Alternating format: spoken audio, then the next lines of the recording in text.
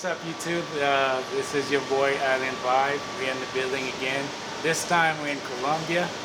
Alright, the beautiful Colombia. As you can see from our background, we're overlooking tall buildings. It's a gorgeous country to come visit. And right now, I'm with my boy David. David is from Colombia, so David will guide us through the process of, if you guys come into the country, what to expect, where to go, the views, the best places to check out, and everything like that. So, without further ado, let's start with the interview. I'm born and raised in New York, but I have a lot of family in Colombia. I try to come here at least twice a year. This year we only came once, but the vibe, the energy in Colombia, the food, it's open to everybody. You know, you'll definitely enjoy it here. Recommend it anywhere in Colombia, but definitely here with a heart and soul, Medellin. Right now we're in the Poblado, which is like the higher end of Medellin. As you can see, all of these apartments and high-rise hotels. The view is beautiful. There's a lot of things to do. I was just telling my boy here, you know, to go visit Piedra Peñón. There's lots of things to do here. What you need here is time, a lot of time to go sightsee and everything. It can be for families, singles, couples, all ages. It's open. It's very. It has a lot of variety. All right. Well, as you guys heard, this is a beautiful country to come visit. Always, it's also beautiful women. Tell us a little bit about the beautiful ladies that we see in Colombia. Yes, a lot of beautiful women, all different sizes, colors, everything. Colombia is actually one of the most diverse places in South America, cultural, ethnic-wise, everything. And the Colombian, I was born from a strong Colombian woman.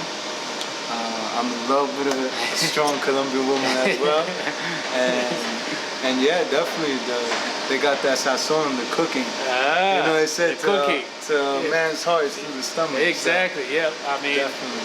If you a man who cares about your stomach, you know, like me, I care about my belly a lot.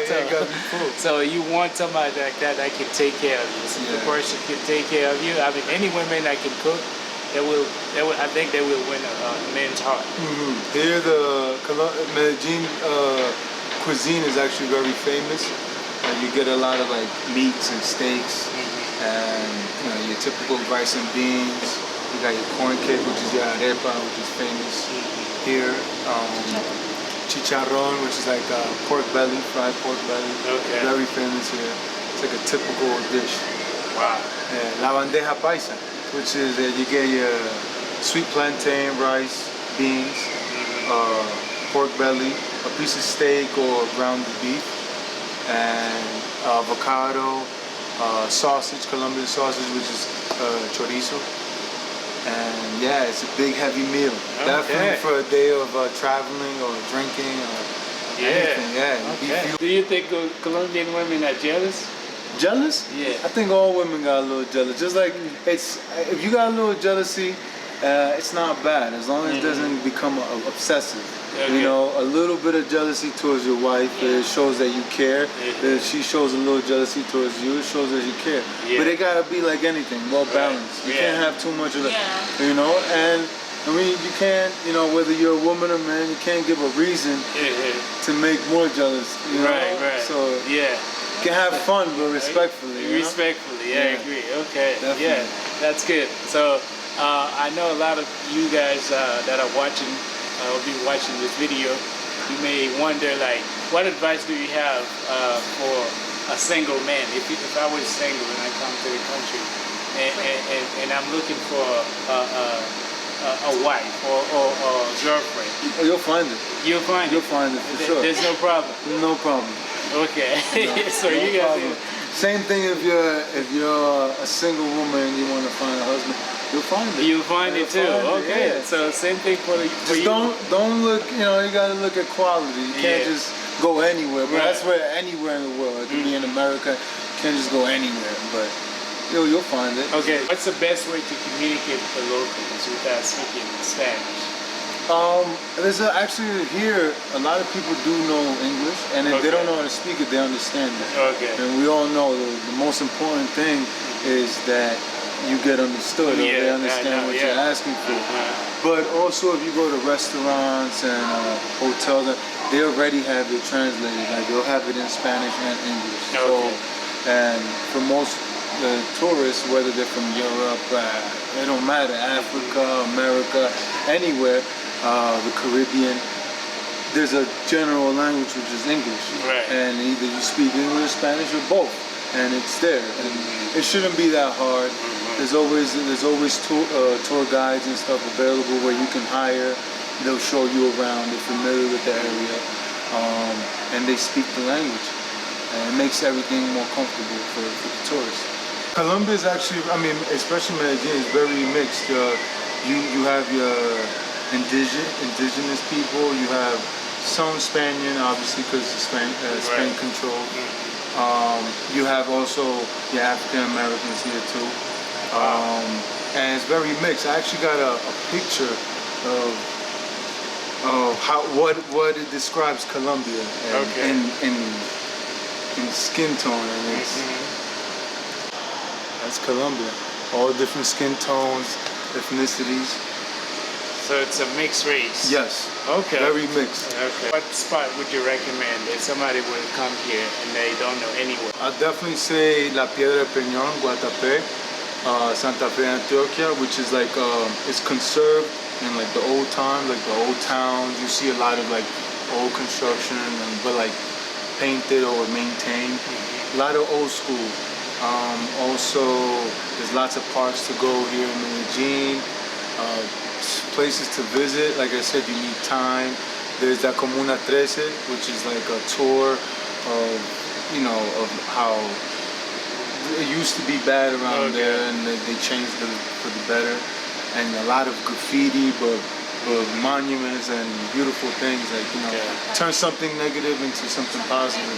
Santa Elena too, a lot of sightseeing, food, culture stuff. You can buy souvenirs and stuff, and like a lot of the souvenirs here are not like factory made, like they're actually like made from scratch, like the actual woodwork of the skill of people. And there's other areas like that surround right now, like other other areas would be like Envigado. You got Itagüí, Sabaneta. Why do you think people should prefer Medellin over Bogotá, in your own opinion? In my own opinion, because of the people. The people make the community, and it attracts you, Right. Very, very humane people here. They make you feel comfortable, whether you know the language or not, whether you have similarities with them or not. So it's very welcoming. That's how I see it.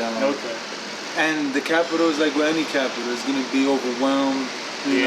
Busy. Yeah, I mean, I bet Bogotá is a beautiful city itself, but if you want to be like a more slower pace, I would say Medellin. Okay. Obviously, it's certain spots where it's like high intensity, like New York, but in general, it's more of an area to come relax. Okay. Like I said, families, single couples is very, very open to whatever you want to make out of it. Okay. Which one would you say is safer, Medellin or Bogotá? In terms of feeling secure? I personally think Medellin, because in Bogotá it's bigger, there is a higher crime rate, which usually is a correlation between the more population and more crime rate. But in general, I think Medellin is a safer place than Bogotá. And you get to know a lot. It's more of a vacation spot. Bogotá is more of a business, although a lot of business is growing here, a lot of tourists are buying, they want to retire here. Okay. So it's retire friendly too. Bad is everywhere. Like there is in the United States. There's bad, there's good. You just gotta know where to go, but I think that's more of a stereotype.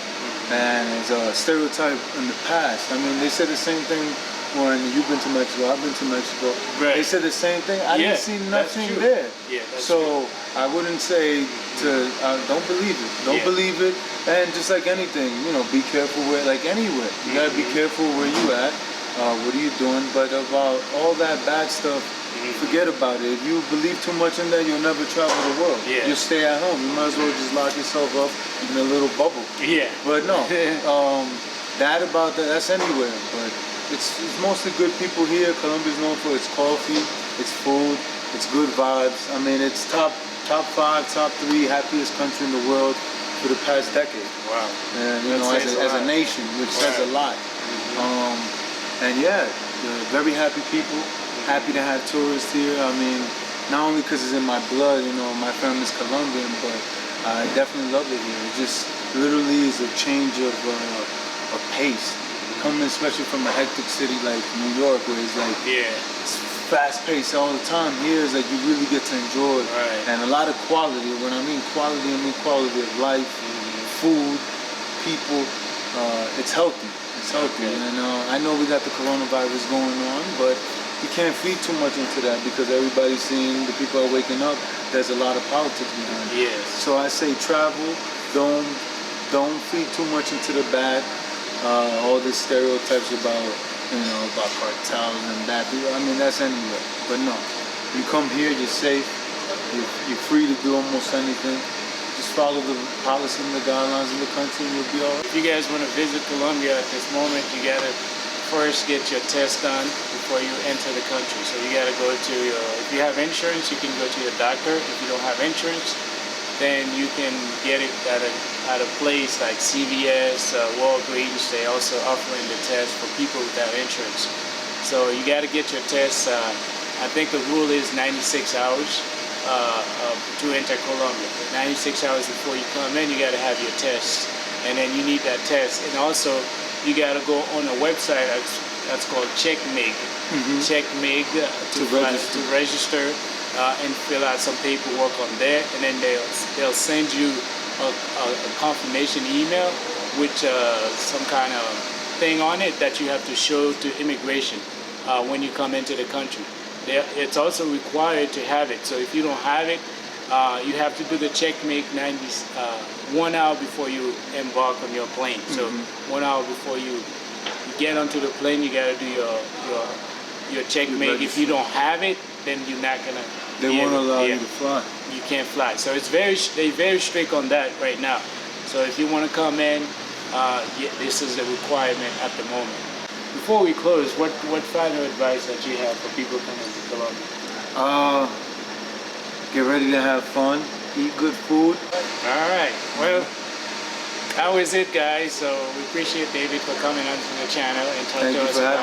Yeah, most definitely. So you guys want to follow David? David, what's your Instagram? I don't have Instagram. I don't have Twitter. I just got your basic Facebook, email. Facebook. Yeah. Okay, you got Facebook. Yeah, well, yeah. You can shout out your David Facebook. Londano.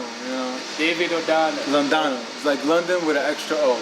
Londano. Londano. Okay, David Londano on Facebook, guys. Go check his page out. Me personally, I don't have Facebook, but I have Instagram. You have a YouTube channel. Hit like, subscribe. Exactly. Island Vibes. Yeah. Don't forget to do that. It's very important, guys, to stay up to date on our travel. So we go different places. So we're trying to show you the culture. The good part about a country, because a lot of time when you're looking at in the media, they tend to talk about the bad part of the country more than they talk about the good part of the country. You gotta know, just like in America as well, you got a good part, you got bad part. Like if you see what's going on right now in California, there's over 90,000 homeless people living on the street of California. Do you ever see that on the national news? No, you never see it. So don't listen to what the media is telling you, because they try to strike fear into your heart to make you stay put, so you don't venture outside of your comfort zone. But I say here, travel and know the world. Okay, we're in an open society, so it's a lot easier than it was 50 years ago to travel. So take advantage of that, travel to different places, travel to different countries, and learn the culture. talk to the locals and stuff like that, so you can grow your knowledge. Exactly. Knowledge is power. Knowledge is power. All right, that's it for the interview. Stay tuned and subscribe. We'll see you next time.